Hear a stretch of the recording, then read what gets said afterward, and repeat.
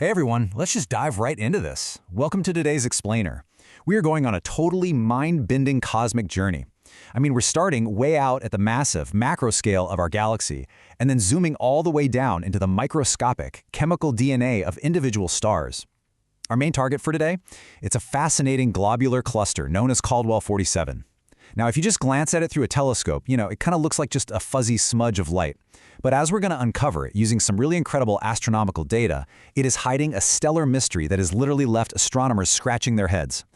But before we get to the mystery, to really appreciate what we're looking at, we have to grasp the sheer scale of the void we're crossing. Caldwell 47 sits an astonishing 52,000 light-years away from Earth. To put that into perspective, the light hitting our telescopes right this very second, it actually began its journey long before modern humans even walked the Earth. It is way out there, deep in the galactic halo, basically acting as a literal time capsule for the early universe. So, let's lay down a few baseline facts. Caldwell 47, which is also known in the catalogs as NGC 6934, was actually first spotted by the legendary astronomer William Herschel way back on September 24, 1785. If you're ever looking for its neighborhood in the night sky, you'll find it right in the Delphinus constellation. But here's the absolute most crucial detail, and the one that is totally going to be the center of our mystery later on: its classification. It is a Type 2 globular cluster. Seriously, keep that in the back of your mind, because it's a huge deal. All right, here's our flight plan for this explainer. First, our journey to Caldwell 47. Second, the cosmic lighthouses. Third, the blue straggler mystery. Fourth, mapping stellar chromosomes. And finally, number 5, the iron anomaly. Let's get into it. Part 2. The Cosmic Lighthouses. Measuring the Void. Okay, so you might be wondering, how do astronomers actually know this cluster is exactly 52,000 light-years away? We can't exactly string a giant tape measure across the galaxy, right? Well, the answer lies in a very specific, super helpful type of star called RR Lyrae stars. These are pulsating variable stars. They literally swell and shrink, growing brighter and dimmer in a really predictable rhythm. And because astronomers know their true underlying brightness, they act as cosmic yardsticks, or what we call standard candles. By comparing their true brightness to how dim they appear to us from Earth, we can easily calculate the distance. And researchers have actually identified exactly 85 variable stars in Caldwell 47, with the vast majority being this precise RR Lyrae type.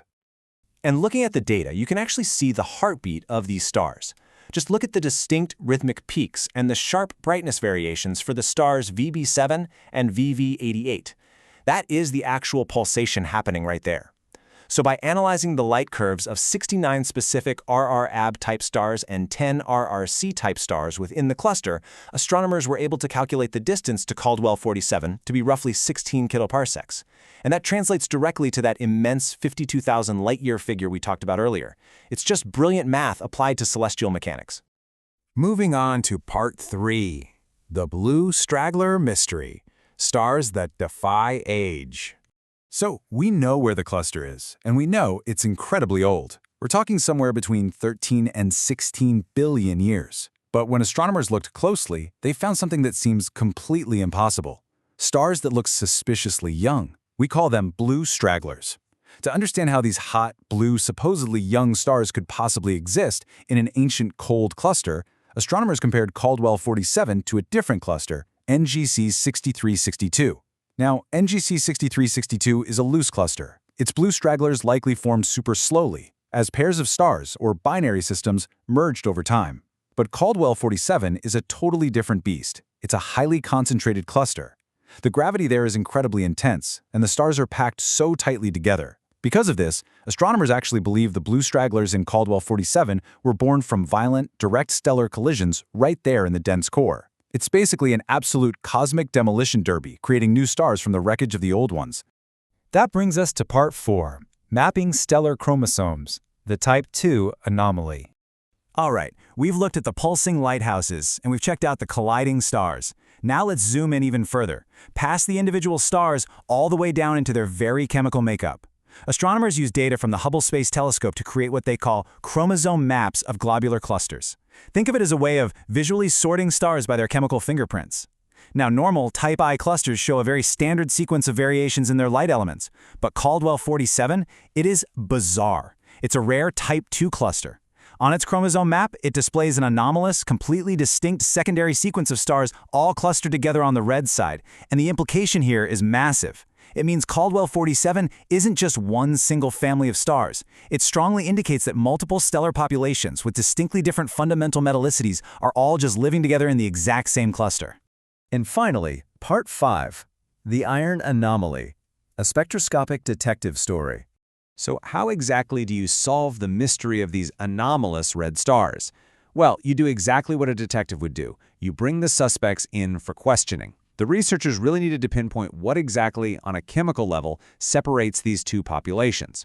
So they selected 4 specific suspects from Caldwell 47, basically 4 red giant stars. 2 were pulled directly from the normal sequence on the chromosome map, and 2 were pulled right from that mysterious anomalous sequence. Then, using incredibly powerful spectrographic instruments called Mike and Graces, they captured the light from these 4 stars to break down their precise elemental DNA. And looking at the actual chemical abundances plot from their research is pretty eye-opening. You can see how the anomalous red suspects sit noticeably higher up on the y-axis, right? And that axis measures iron. This data proves, beyond a shadow of a doubt, that these anomalous red stars are enriched in iron by about 0.2 dex. That is a significant, fundamental leap in metallicity compared to the normal blue stars, especially considering they're all living right in the middle of this single globular cluster. So yeah, they absolutely caught the culprit. But here is the real kicker, and what makes Caldwell 47 so incredibly special. We have that confirmed iron variation, for sure. But when researchers look for variations in slow neutron capture elements, the really heavy elements usually forged in dying stars, they found absolutely nothing, 0. What about large variations in light elements like carbon or oxygen? Also nothing. You see, in other anomalous clusters, iron enrichment almost always comes bundled with those other heavy elements. But not here. Caldwell 47 has a completely unique chemical pattern that just doesn't fit the mold of anything else we've ever seen before. Which leaves us with a totally thrilling provocation. Is Caldwell 47 actually evidence of a brand new third class of globular cluster that we just never even knew existed? Or is it the missing evolutionary link between normal clusters and the highly anomalous ones, maybe holding the ultimate key to understanding exactly how the ancient halo of our Milky Way galaxy was constructed billions of years ago? The data we walk through today proves the universe is infinitely more complex, and honestly way more fascinating than a simple smudge of light in a telescope would ever have you believe. Thank you so much for joining me on this explainer, and remember, keep your curiosity aimed right at the stars.